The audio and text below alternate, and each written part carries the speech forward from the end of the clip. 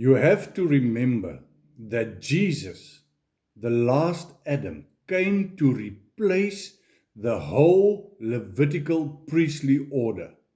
He came to abolish it, he came to replace it, and he said that there will be no more a priestly order, because now he, Jesus, is the priest, the high priest, according to the Melchizedek order.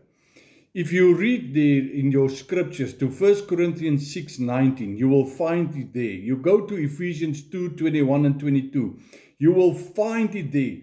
Jesus became the last final offering. He became the lamb that was slain. How many times have you heard this?